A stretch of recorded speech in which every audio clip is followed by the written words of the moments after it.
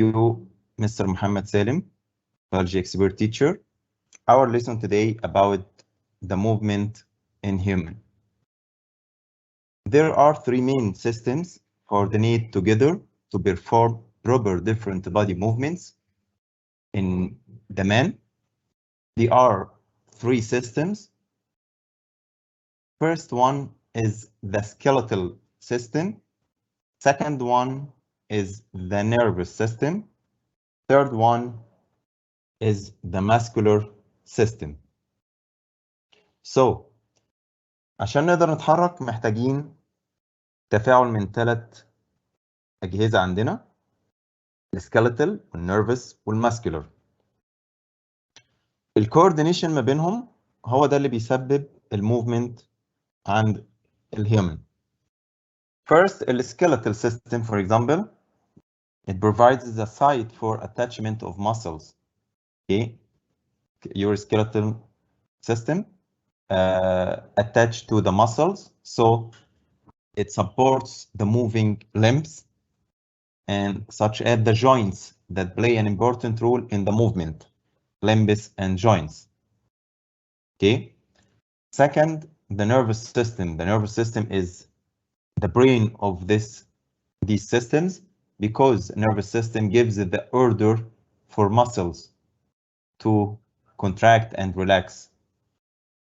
So if the muscles contract and relax, they will move the bones and moving all the body. The third system is the muscular system. You know that muscular system is, this is our lesson today, is responsible for the movement of body parts by contraction and relaxation of muscles. So we have three main systems for coordination of proper movement in human: skeletal, nervous, and muscular. The muscular system consists of two types of muscular system: voluntary and involuntary muscles. Voluntary muscles and involuntary muscles. Voluntary means it can be controlled, such as skeletal muscles. Skeletal muscles in your arms, in your legs, in your waist. All of them are skeletal muscles. You can't control in their movement. Okay, so this is called voluntary muscles or skeletal or striated muscles, and we will point about the striated muscles a few minutes. Second type of muscular system is the involuntary muscles. Involuntary muscles. Voluntary muscles can't be controlled by the human, and it includes smooth muscles and cardiac muscles. يعني العضلات اللي احنا ما بنتحكمش فيها زي كده السموث بالظبط، وهنعرف examples ليها زي مثلا digestive system muscles. We can't control the movement of food inside our body. This is smooth muscles. And the cardiac muscles special for heart or heart muscles. Okay, so muscular system represented by two, voluntary and involuntary. Voluntary اللي بتقدر تتحكم فيها skeletal muscles and can be controlled by human. Most of muscles in our body are skeletal or striated. And the second type is involuntary muscles, and they are not controlled, ما بنقدرش نتحكم فيها, including smooth muscles, cardiac muscles, or heart muscles. So, types of tissue. In secondary one, you studied before types of tissues. We have four types of tissues: connective tissue and epithelial tissue, muscular tissue, and the nervous tissue. We have four types of tissues. Connective, that connect organs together. Epithelial, this is found in the skin, for example. Muscle tissue, this is our lesson. And this is for muscles, and the nervous tissue for nervous system, or consists of nerve cells or neurons. So we will study the muscular tissue, types of muscular tissue. We said that there are 3 types of muscular tissue. Some of them can be controlled, and some of them can't be controlled, voluntary and involuntary. The name of muscles is given according to the presence of striation، على حسب وجود تدرج فيها. لو لقينا فيه تدرج في المسلز كده، ده بنسميه pattern of striations. يبقى في مناطق فيها dark ومناطق light، فبنسميها dark and light bands. This is represent such as the skeletal and cardiac muscles called striated muscles. Okay, so we can name the muscles according to the presence of striation. If you found the striation، لو لقيت ان في تدرج في المسلز dark and light bands، حزم غامقه ومضيئه او فاتحه وغامقه، فدي بنسميها زي السكيلتال muscles او الكاردياك muscles. Okay, skeletal muscles and cardiac muscles. زي ما احنا شايفين هنا في striation اهو، وهنا في striation. تمام، زي بالظبط كده القميص، زي القميص الكروهات كده بيبقى فيه striation. نفس الكلام، هنا في striation وهنا في striation، فدي بنسميها examples ليها skeletal و cardiac muscles called striated muscles. We can name the muscles by the control of will. يعني الهيومن بيقدر يتحكم فيها ولا لا. If the muscles are under the control of the will, they are called voluntary muscles. We said before, this is for controlling muscles such as skeletal or striated only. Skeletal muscles, first one, this is can be controlled. But if the muscles are not under the control of will، نقدرش نتحكم فيها، they are called involuntary. We said that involuntary can't be controlled, such as smooth and cardiac. احنا طبعا ما بنتحكمش ولا في الدايجستيف سيستم بتاعنا for example، ولا في البلاد فيزلز for example. الهارت بتاعنا ما بنقدرش نتحكم فيه. الحاجات دي كلها بنسميها involuntary muscles، يبقى smooth وكاردياك. يبقى انا كده حسب الستريشن عندي في فيهم ستريشن اللي هم السكيلتال والكاردياك، ودول بنسميهم striated muscles. واللي ما فيهاش ستريشن دي بنسميها smooth muscles. هنا ما فيش ستريشن، هنا في ستريشن اهي، وهنا في ستريشن، هنا ما فيش. control of will، لو controlled يبقى دي voluntary، دي زي السكيلتال first one. لو can't be controlled يبقى دي involuntary، وقلنا دي زي السموث والكاردياك muscles. ادي السموث وادي الكاردياك muscles. Now we will go on the muscular system in man. Muscular system. We studied before skeletal system. So the second part of this chapter about the muscular system in man. The structural unit of muscular system, or smallest unit, is the muscle that consists of muscular tissue. So الماسكولار سيستم، الجهاز العضلي بتاعنا، بيتكون من حاجات تركيبيه اسمها الماسلز، العضلات، ودي بتتكون من ماسكولار تيشو، انسجه عضليه. يبقى انا عندي دلوقتي الماسكولار سيستم composed of muscular tissue. muscular tissue consists of muscles. والماسلز اللي هي ايه الماسلز عندنا دي؟ الماسلز دي اللي هي الفليتش. لو جيت قلت لك عزيزي الطالب، موجوده فين العضلات عندنا؟ اللي هي اللحم اللي موجود عندنا على العظم، يبقى هي ديت الفليتش او الماسلز. يبقى اي لحوم عندنا دي تعتبر muscles. لما بناكل اي ميت من اي كائن، الميت ديت بتعتبر muscles عنده، زي الكاو مثلا. الميت اللي بناكلها ديت تعتبر هي دي الماسلز بتاعته، فبنقول الماسلز هي الفليتش اور الميت. النمبر بتاعت الماسلز in human about 620 muscles or more. 620 muscles or more. If you remember, the number of bones can 206. 206. Okay. But the muscles is 620. Okay, muscles or more. So we have muscular system. Muscular system consists of muscular tissue.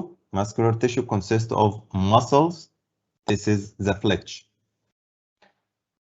Function of muscles. What is the function of muscles? لو جينا نتكلم كده ايه وظيفة العضلات عندنا؟ طبعا أول حاجة هنقولها الموفمنت، حركة.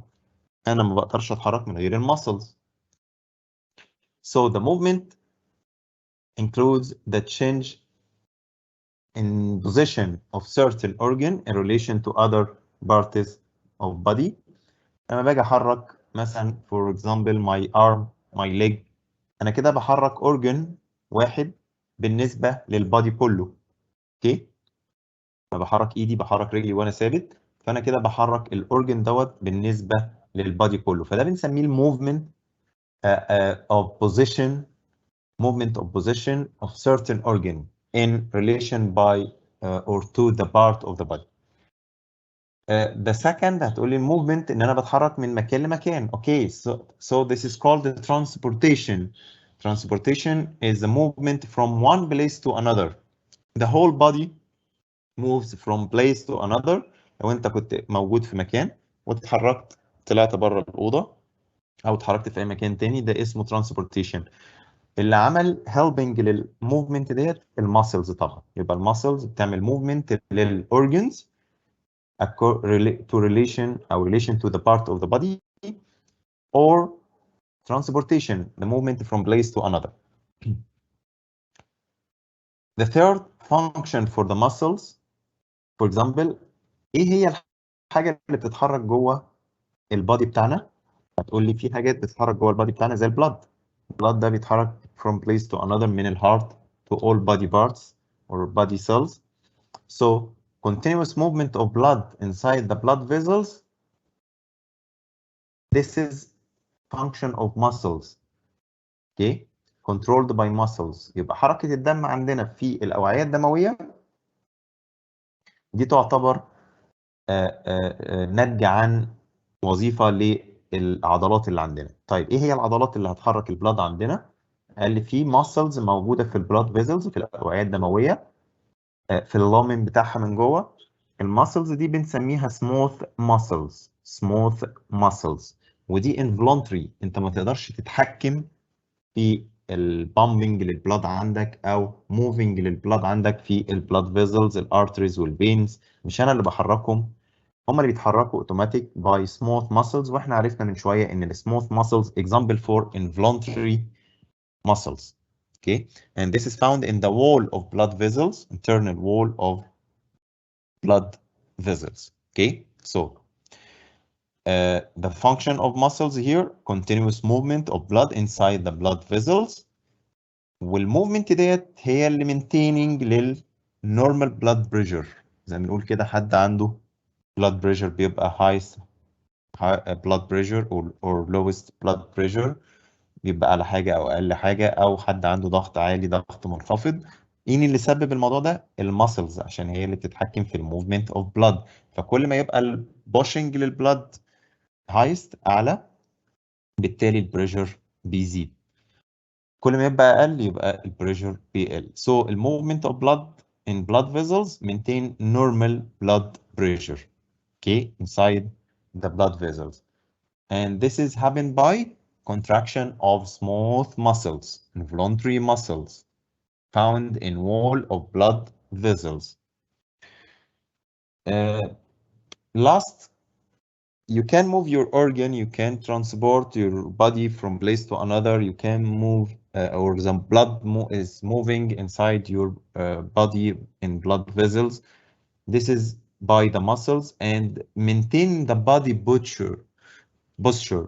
Maintain body postures mean حالة الوضع بتاعك. انت دلوقتي قاعد مثلا وماسك الموبايل او بتتفرج من اللاب او الكمبيوتر او التابلت، فبالتالي انت قاعد دلوقتي لما اقول لك اقف مثلا او اتحرك او فبالتالي مجرد ان انت تقف كده البوستشر بتاعك بيبدأ يتغير، يبقى كده الماسلز هي اللي قدرت تخليك تتحرك. وده بيعتمد على اللور limbs بتاعتنا والماسلز اوف shoulder or back، الباك بون بتاعنا. فبالتالي المينتين body posture either in sitting or standing position, especially the muscles of neck, trunk and lower limbs.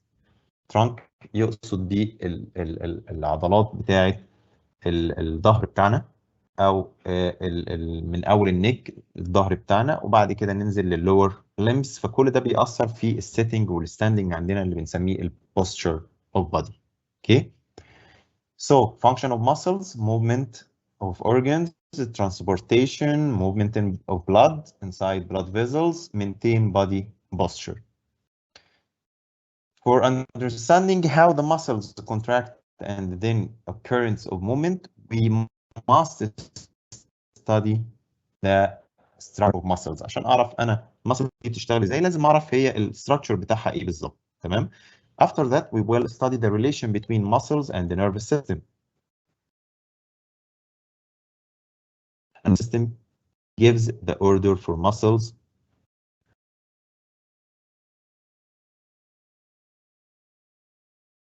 to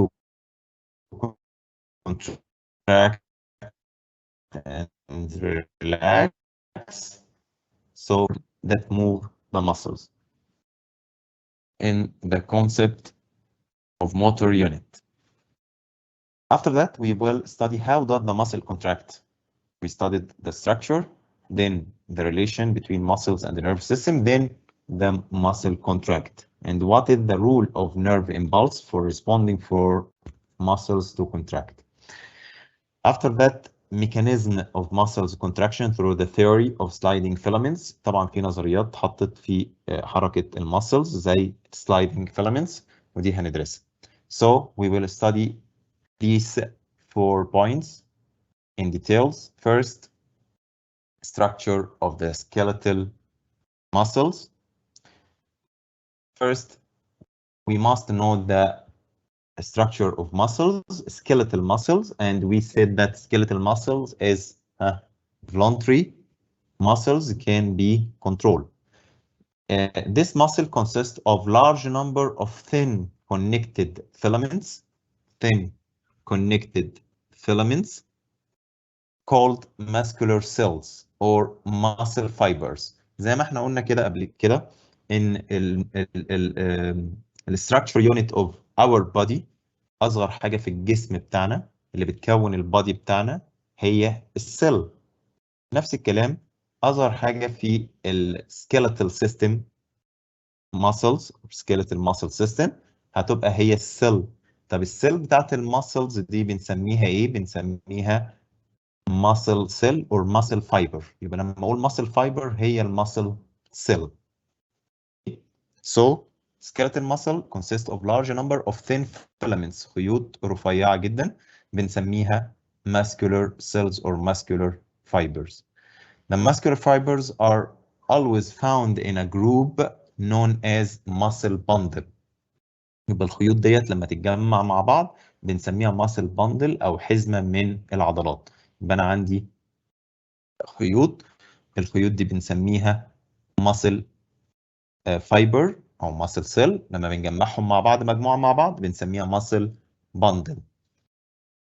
Each muscle fiber لو أنا خدت واحدة منهم المسل فايبرز ديت هنلاقي فيها عادي زي اي سيل. السيل بتتكون من سيتوبلازم، بتتكون من نيوكليس. اوكي، دي الحاجات الاساسيه والسيل ممبرين. اوكي، يبقى في عندي سيتوبلازم ونيوكليس وسيل ممبرين. ده في السيل السيل العاديه او الاوريجينال سيل. طب لو جينا نتكلم على الماسل فايبر بقى كسيل فور ماسلز، بتتكون برضو من نفس الكلام، بروتوبلازم. بروتوبلازم هنا يعني في سيتوبلازم، تمام، ونيوكليس، فبنسميه بروتوبلازم. يبقى البروتوبلازم ده اللي هو السيتوبلازم والنيوكليس. السيتوبلازم هنا ليه نيم بنسميه بيه، بنسميه ساركوبلازم. ساركوبلازم، تمام. يبقى ساركوبلازم يعني السيتوبلازم اوف ماسل سيل، اللي موجود في الماسل سيلز، تمام، زي ما درسته قبل كده ان اللي موجود في النيوروبلازم مثلا، ده اللي موجود في النيرف سيل، تمام، نيوروبلازم. نفس الكلام برضو، فهنا هيبقى ساركوبلازم عشان ده الموجود في الماسل سيل. So the protoplasm اللي هو السيتوبلازم is called sarcoplasm. sarcoplasm. اوكي، ده found only in the muscles. الاسم ده في الماسلز بس. cytoplasm of muscles. And a large number of nuclei. Not one nuclei. nucleus. زي ما كان بيبقى في السيل العادية بيبقى في one nucleus. لا، هنا في large number of nuclei، فبنسميها multinucleated. طب ليه يا مستر احنا عايزين هنا يبقى عندنا في muscles كتير؟ هقول لك يا عزيزي الطالب، عشان احنا بنحتاج كنترول للماسلز دي كلها، وبنحتاج انرجي عشان نحركها. فمين اللي بيدي الاوردر دي كلها؟ النيوكليس. فانا محتاج مور نيوكليس عشان يبقى عندي مور اوردرز، ومور تدي مور اوردرز للميتوكوندريا فور اكزامبل، بتبقى كتيره برضو عندنا عشان تقدر تعمل انرجي وتعمل موفمنت للماسلز دي. فبالتالي انا عندي الساركوبلازم وعندي النيوكليس. لازم يكون في حواليها membrane. So the cell membrane surround the sarcoplasm. هو ده اللي بيبقى حوالين الساركوبلازم اللي هو السيتوبلازم. هنسميه ايه الممبرين ده؟ هنسميه sarcolemma. sarcolemma. So we have sarcoplasm. Inside the sarcoplasm there is a nucleus, and there are many nucleus in cells of muscles, and surround the sarcoplasm اللي هو cytoplasm there is cell membrane that surround the sarcoplasm. It is called sarcolemma. So sarcoplasm inside contains the nucleus, and sarcolemma surround the sarcoplasm. هنا عندنا ال for example هنا الskeletal muscles اهي. skeletal muscles، قلنا الskeletal muscles بتتكون من الأزر اللي هي الماسل باندل. لو شفنا الماسل باندل دي ماسلز باندل، بتبدأ يطلع منها الماسل فايبر. والماسل فايبر قلنا دي بتتكون من الساركوبلازم contains a nuclei and surrounded by sarcolemma. طيب حتى الماسل fiber consist of group of myofibrils. group of myofibrils. الجروب of myofibrils اللي احنا شايفينها ديت whose number range between 1000 to 2000 that are arranged longitudinally and parallel to the longitudinal axis of the muscles. هنلاحظ كده لو احنا بصينا هنا، هنلاحظ كده دي الماسل فايبرز. الماسلز فايبرز اهي. سوري، دي الماسل فايبر، والماسل فايبر هنا بتتكون من حاجه اسمها مايو فايبرل. لو خدنا واحد من المايو فايبرل دوت اهو، طلعناه كده، دوت النمبر بتاع المايو فايبرلز اللي جوه ديت بتبقى من 1000 ل 2000، عدد كبير طبعا. دي جوه الماسل فايبر، وبتبقى longitudinally زي ما احنا شايفين كده، وبتبقى parallel مع الاكسس اوف ماسلز. يعني هنلاحظ كده ده كله اهو، كله بيبقى longitudinal، فدي برضه longitudinal وبارلل مع بعض.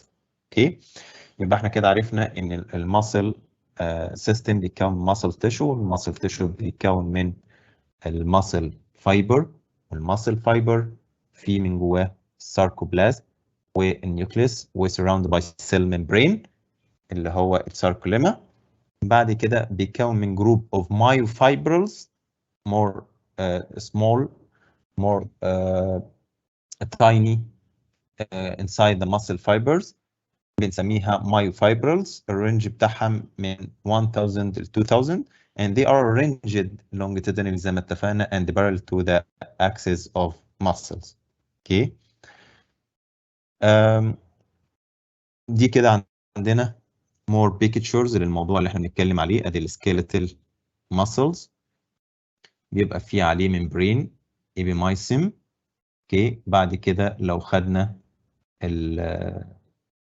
الماسل فايبر هنلاحظ كده ان الماسل فايبر بتتكون برضو نفس الكلام. الماسل فايبرز نفسها بتتكون من الماسل الماي فايبرل زي ما اتفقنا. وبرضو نفس الكلام هنا لو جبنا اي ماسلز من هنا زي مثلا باي او تراي هنلاحظ كده ان هي بتتكون من ماسل بندل. ولو خدنا الماسل بندل خدنا منها جزء فاسيكلز تمام اللي هي بتتكون من ماسل فايبر اهي ماسل فايبر. والماسل فايبر بتتكون من مايوفايبرل والرينج بتاعها زي ما قلنا من 1000 ل 2000. بعد كده نبدأ نشوف المايوفايبر نفسه بيتكون من ايه.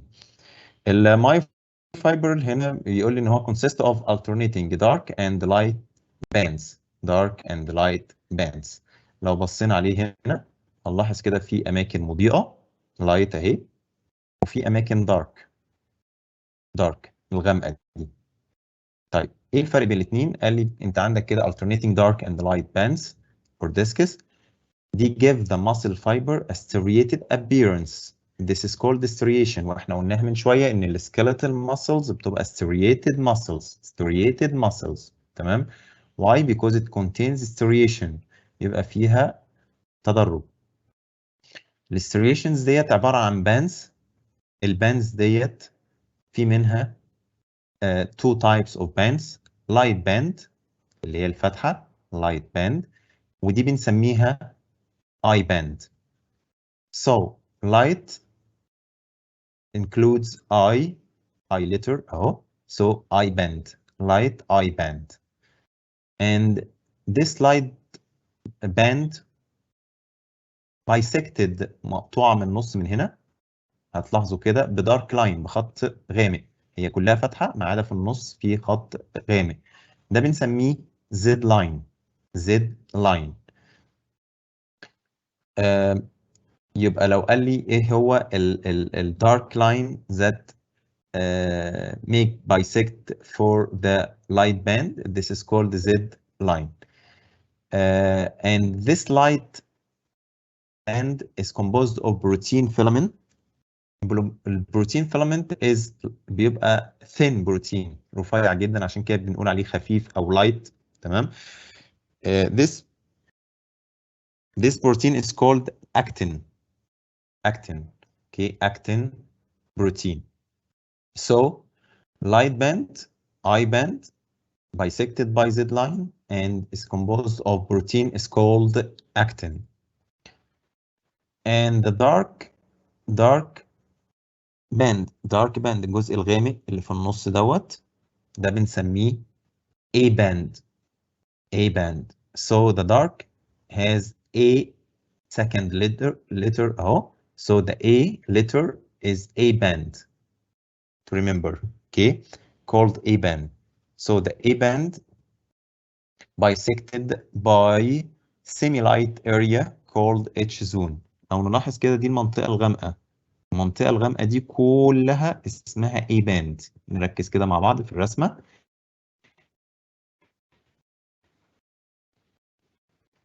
A band تنتهي هنا. الجزء الغامق دوت بيبقى bisected by semi-lighted area is called H zone. H zone. Okay. So we has I band اللايت بيبقى فيها Z line وهنا الدارك باند A بتبقى فيها ال H zone semi lighted. اوكي. وفي لاين في النص برضو بنسميه M line بيبقى في المنتصف خالص هنا بيبقى دوت افتح حاجه. الفرق بيبقى ما بين البروتينز اللي جوه كلها ده بنسميه M line. طيب الاتش زون ديت بتبقى فيها thick protein filament called myosin. يعني الجزء اللي احنا بنتكلم عليه دوت، لو انا حطيت الاي باند دوت، خلي بالكم الاي باند ده بيبقى اللايت مع الدارك، فعشان كده بنسميه اي باند، بيبقى دارك غامق جدا عشان في لايت ودارك مع بعض. اما هنا دوت الاتش زون ده بيبقى for only protein called myosin. myosin اوكي. myosin this is thick protein. thick عشان كده بنقول عليه سميك، او بيبقى الابيرنس بتاعه ظاهر جدا، فبنسميه thick protein filament called myosin. يبقى انا عندي حاجتين، في الاكتين في اللايت باند، وفي المايوسين فين؟ في الاتش زون. في الاتش زون. اوكي، المايوسين في الاتش زون. اما الاي باند قلنا بيبقى فيها لايت ودارك. لايت اند دارك. لو جينا نشوف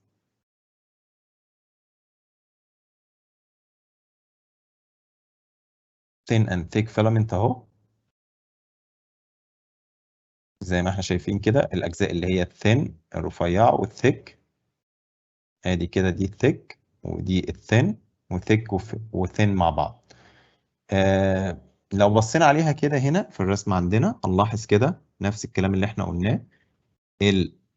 الجزء اللي هو الاي باند اهو لايت فاتح، بس في خط اهو الزد لاين، زد لاين زجزاج، زد لاين. اوكي. وده دي بتبقى الجزء اللايت دوت او الاي باند فيه بروتين اسمه اكتين. اوكي. بعد كده خدنا الاي باند. الاي باند اهو بيبقى فيه الاثنين، بيبقى فيه الاكتين والمايوسين اهو مع بعض، تمام. وبيبقى bisected by اتش زون، زي ما احنا شايفين اتش زون اهي بيبقى فيها مايوسين اونلي، مايوسين اونلي، وفي النص عندها في الام لاين. ده الشكل بتاعها. وده لو جينا ناخده من ناحية ان في حاجة عندنا اسمها ساركومير. الساركومير ديت قلنا عليها the distance between each successive two Z lines that are found in the middle of light band. زي ما اتفقنا احنا قلنا في Z line هنا وفي Z line هنا، تمام.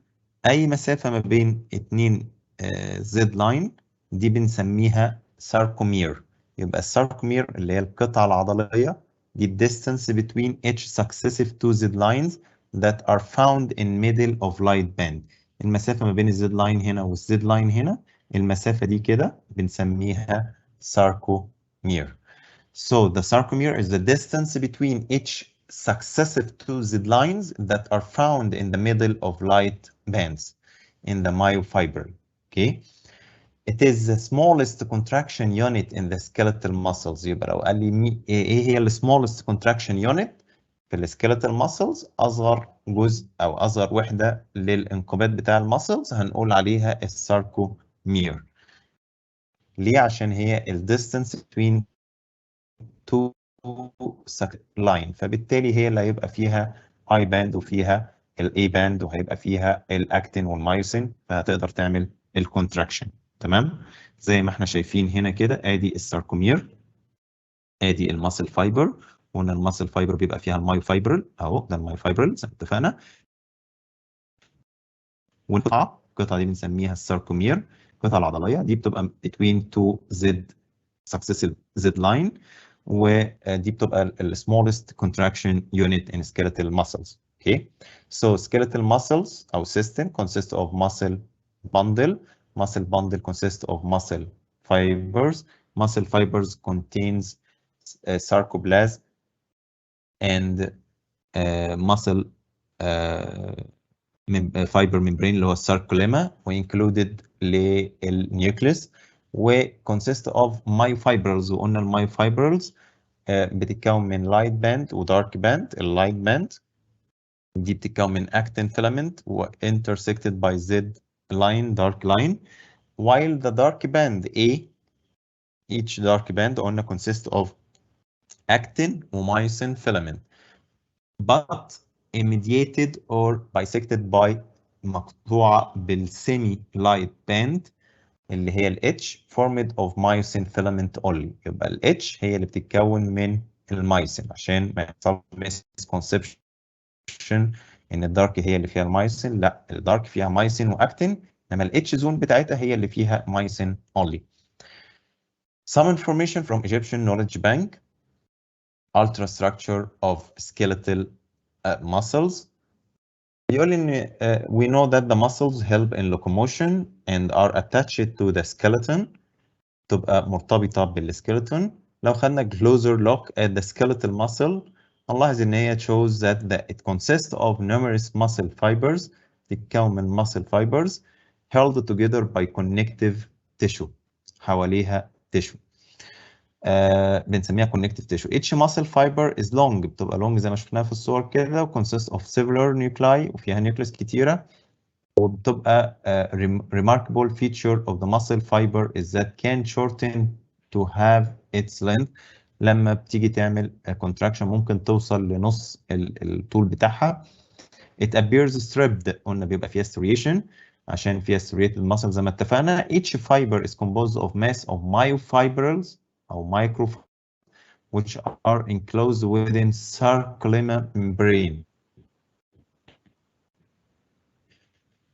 زي ما اتفقنا الساركوبلازم والنيوكليس. There is a system of transverse tubular endoplasmic reticulum. وديت بقى بتبقى معلومة جديدة ان بيقول لي هنا في سيستم من ترانسفيرز بيبقى بالعرض كده tubular انابيب عرضية كده endoplasmic reticulum بنسميها sarcoplasmic reticulum.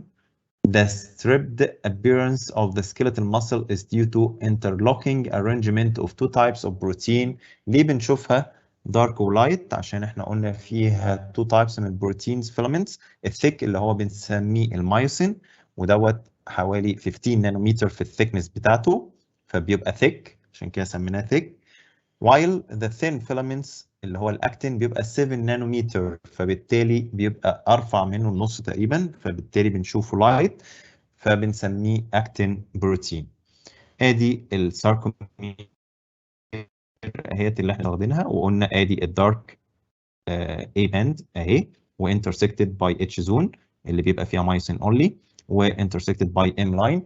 وعندي هنا اللايت باند بتبقى intersected by Z line.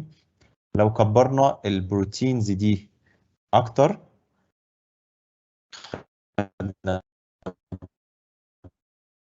portion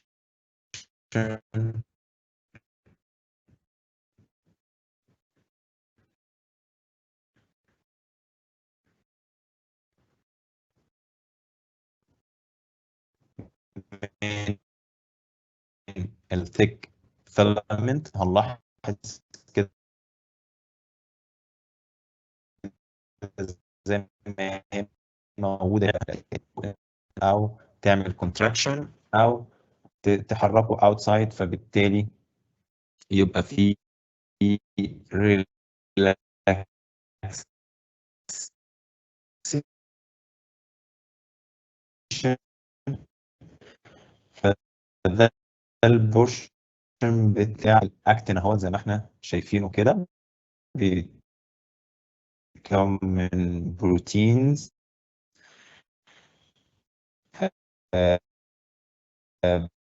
بروتين اكت زي الساكت الموجوده ديت بيبقى فيها بندنج سايت اللي هيمسك فيها المايسين. الهيد دي المفروض تدخل جوه هنا. لو لقيت التروبومايسين ده موجود فمش هيقدر يمسك فيها. طيب لو اتفتحت هيقدر يمسك فيها ويبدا يعمل الكونتراكشن بتاعي. تمام.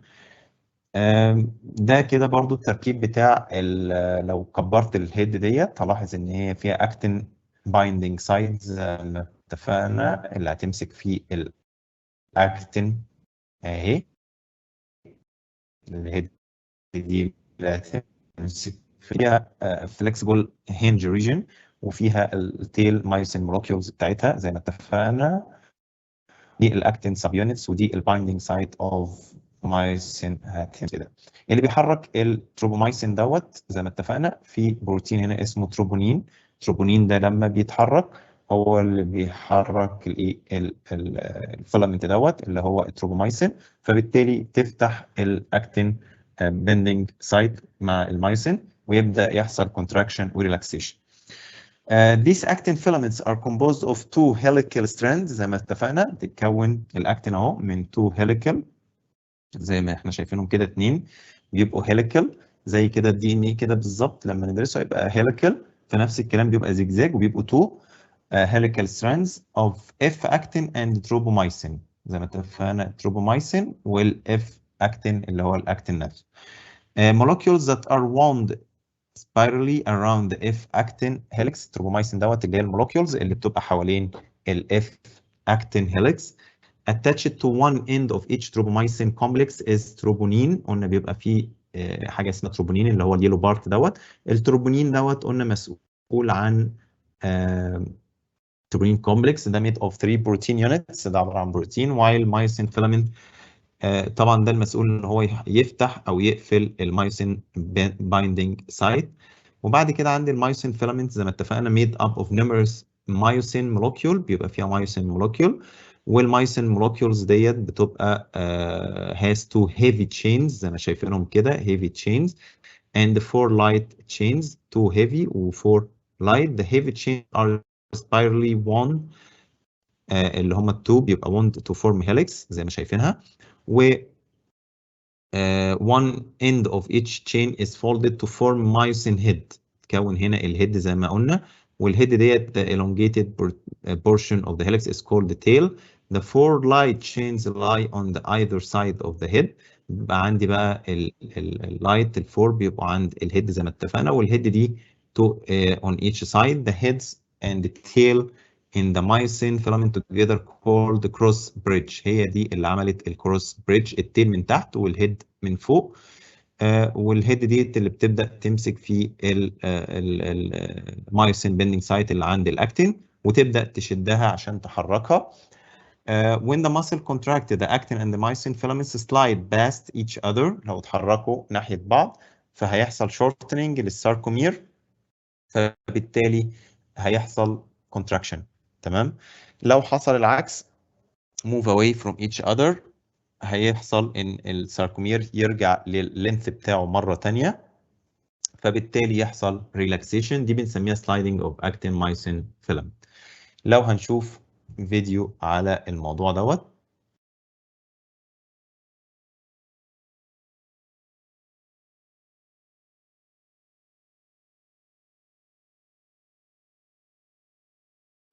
Second, the relation between the muscle and the nervous system. This is called the motor nerve cells. motor nerve cells. انا لو عايز احرك طبعا المسلز لازم يكون عندي nerve system زي ما اتفقنا اللي هو النيرف سيل. طيب منها بنسميه الموتور، ودوت اللي بيحرك المسلز. تمام. بيعمل حاجه اسمها موتور يونت. What is meant by motor unit؟ ادي عندي النيرف سيل اهيت وهي ماسكه في المسلز، فدي بنسميها موتور unit. Motor unit is the functional unit. دي الفانكشنال not structure. Functional unit of skeletal muscles because the muscle contraction is summation of all motor units forming the muscles. انا مش بيبقى عندي موتور يونت واحد بس في المسل، لا عندي كذا موتور يونت عشان بيبقى في كل نيرف ليه اكتر من برانش زي ما احنا شايفين كده، وكل برانش ماسك فيه muscle fiber اهو، يبقى المسل فايبر ماسك فيها برانش، فبنقول الموتور يونت ده هو الفانكشنال يونت اللي موجود في السكيلتال ماسلز، وهو السميشن اوف اول muscle contraction، هو السميشن اوف اول motor units forming the muscles. اوكي. طيب لو شفنا كده structure of motor unit، قلنا كل motor unit consist of group of muscle fibers. عندي اكتر من muscle fibers زي ما احنا شايفين كده، اكتر من muscle fibers، وفي اكتر من branch، بس النيرف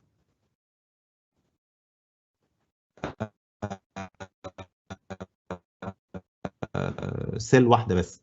دي consist of muscle fiber only.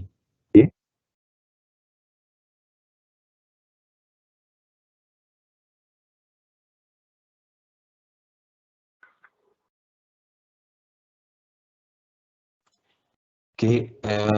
بعد كده بنتكلم الموتور، يبقى كده الموتور بيتكون consist of a group of muscle fibers ونيرف فايبر only واحد بس الموتور نيرف فايبر دوت لما بيدخل على المسلز divides into large number of terminal، يبدأ يعمل terminals كتيرة جدا اهي التيرمينالز ديت او branches which supply a group of muscle fiber، بتمسك في muscle fiber النمبر بتاعها بيوصل ما بين 5 to 100 من المسل فايبرز. اوكي، يبقى انا عندي نيرف، موتور نيرف، او بنسميه النيرف فايبر.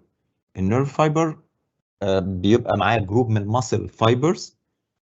النيرف فايبر دوت لما بيدخل للمسل بيتكون من برانشز، والبرانشز دي بتمسك في مسل فايبر العدد بتاعها من 5 ل 100. اوكي، يبقى انا عندي الموتور اليونت الواحد فيه نيرف فايبر واحد بس فيه ماسل فايبرز كتيره بتوصل من 5 ل 100. each terminal branch attached to one muscular او muscle fiber، كل واحد من البرانش دوت بيروح يمسك في muscle fiber واحده بس. البس اللي بيمسك فيها بنسميها موتور اند بليت، موتور اند بليت. والبوينت اوف كونكشن اول ما يعمل كونكشن معاها ده بنسميه نيورو. يبقى النيورو ماسكولار جانكشن هو البوينت اوف كونكشن ما بين مين ومين؟ ما بين التيرمينال برانش بتاع النيرف فايبر والماسل فايبر. اوكي، والبليس اللي ينزل فيه بنسميه موتور اند بليت، موتور اند بليت. يبقى بليس بليت، بليس بليت. while the point connection يبقى دي النيورو ماسكولار جانكشن. اوكي، يبقى one motor nerve انترفيتس ميني ماسل فايبرز، وفي البليس بتاعها اسمه موتور اند بليس، ولما يعمل بوينت اوف كونكشن يبقى ده بنسميه نيورو ماسكولار جانكشن. اوكي، ادي السكيلتال ماسلز. اوكي، وادي الموتور يونت اهي. موتور يونت عندي هنا الموتور نيورون بيبقى جاي من السباينال كورد، وموتور يونت بيبقى برانشد ليه في كذا برانش، وكل واحد ماسك فيه الماسل فايبر زي ما اتفقنا، وبيبدا يعمل عندها نيورو ماسكولار جانكشن البوينت اللي بيمسك فيها. وادي الماي فايبرال بقى بيبدا يديها النيرف اوردر زي ما اتفقنا عشان تعمل كونتراكشن وريلاكسيشن. اوكي، so here we will now answer some question. Okay, answering some questions about time. First question: which of the following is not a major function of the muscles within the human body? Not function. So if we read the answers,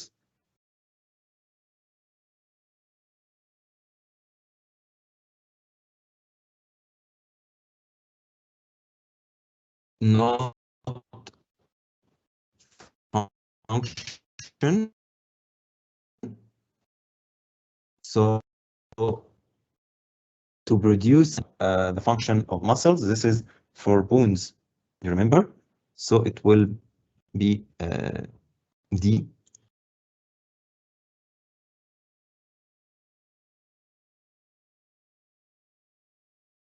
Second question: myofibril are largely composed of two types of protein myofilaments. What these proteins called? قلنا في عندنا two proteins طبعا اللي هم الاكتين and myosin. So third question: there are three major types of muscle tissue in the human body: skeletal, cardiac, and smooth. Which type of muscle is primarily involved in voluntary movement that aid processes like digestion and the blood flow through the arteries? احنا قلنا اللي مسؤول عن الدايجيشن والارتريز يبقى ديت اللي هي الانفولونتري. So it will be smooth muscle.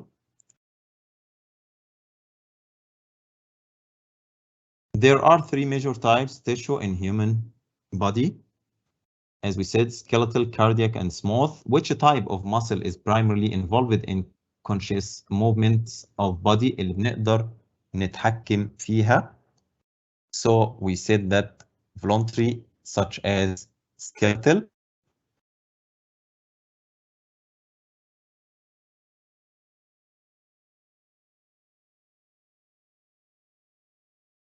Which type of muscle is primarily involved in conscious movements of the body? هنا بيقول لي heart beats involved regulation of heart beats قلنا يبقى ده الكاردياك muscles.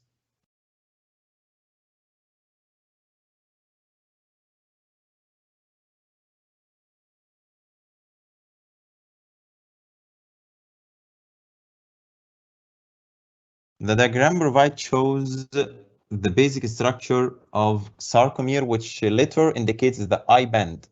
لو جينا نبص هنا على الاي باند، احنا اتفقنا الاي باند بتبقى في الاطراف هنا وهي اللي بيبقى فيها الزد لاين، فالاي باند هيبقى الليتر بتاعها اللي هو زي ما احنا شايفينه هنا عندنا اللي هو Y.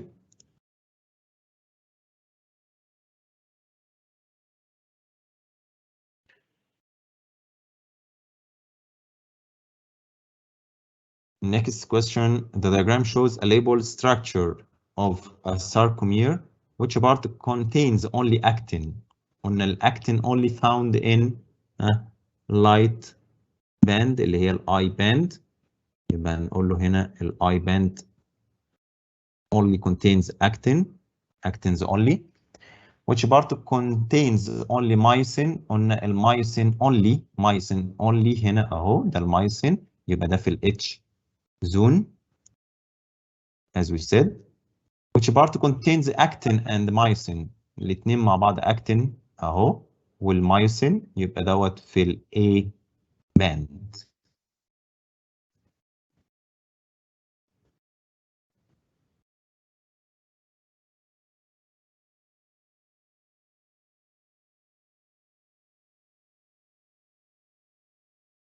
The diagram showed the basic structure of sarcomere. Which letter indicates the Z line؟ طبعا الزد لاين قلنا الزجزاج لاين ده بيبقى موجود في اللايت باند، وهنا موجود اهوت الزد لاين الليتر بتاعه هنا هيبقى W.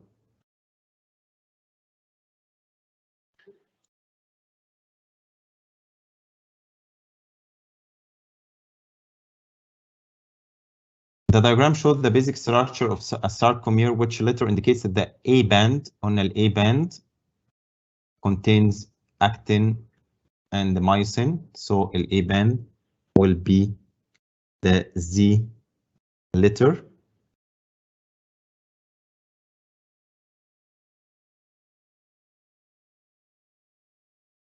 And last question, the diagram showed the basic structure of sarcomere. Which letter indicates that the H zone? We said that H zone contains only myosin protein, so it will be the X letter.